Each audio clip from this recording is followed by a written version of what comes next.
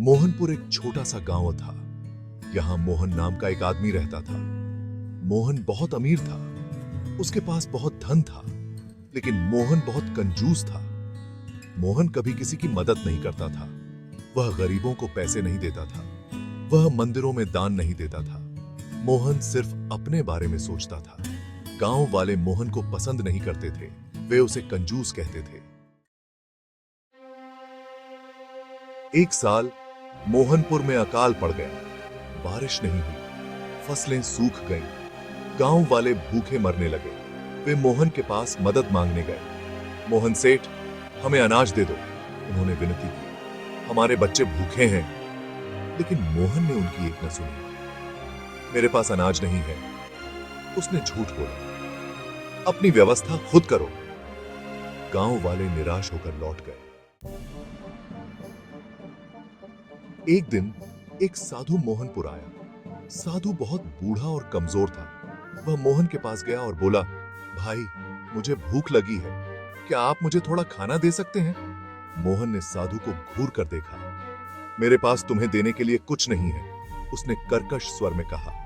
साधु ने कहा, भाई, तुम्हारे पास बहुत धन है, क्या तुम गरीबों और जरूरतमंदों की मदद नहीं कर सकते? मोहन गुस्से में लाल हो गया। चले जाओ यहां से, वह चिल्लाया। मुझे परेशान मत करो। साधु चुपचाप चला गया।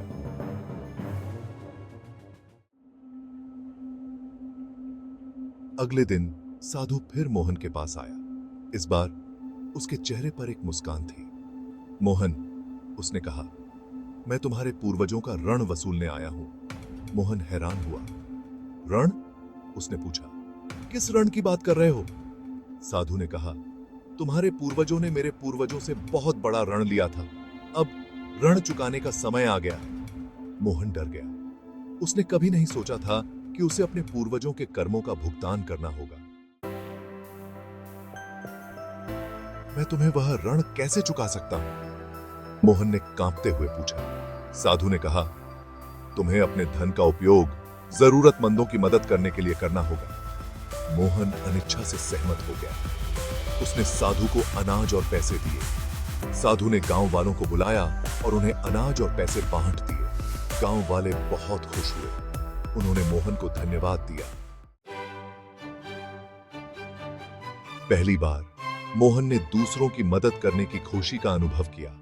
उसे एहसास हुआ कि देना पाने से ज्यादा सुखद होता है। धीरे धीरे मोहन का हृदय बदलने लगा। वह कम कंजूस और अधिक दयालु बनने लगा। वह गरीबों को पैसे देने लगा। वह मंदिरों में दान देने लगा। वह गांव वालों की मदद करने लगा। एक दिन साधु फिर मोहन के पास आया। मोहन, उसने कहा, तुमने अपने पूर्वजों का ऋण चुका दिया है। मोहन हैरान हुआ। लेकिन, उसने कहा, मैंने अभी तक बहुत कुछ नहीं किया है। साधु मुस्कुराया। तुमने अपना हृदय बदल लिया है, उसने कहा, और यही सबसे महत्वपूर्ण है। अचानक साधु गायब हो गया।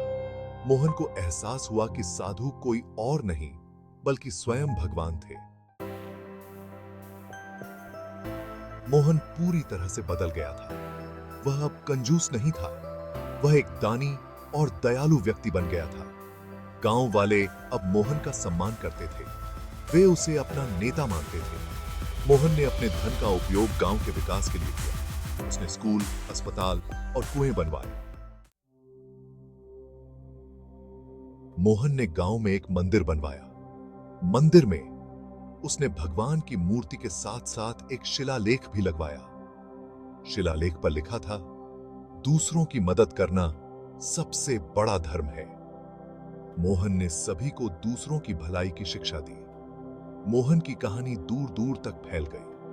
लोग मोहन से प्रेरणा लेने लगे। मोहन हमेशा के लिए एक दानी और दयालु व्यक्ति के रूप में जाने जाते थे।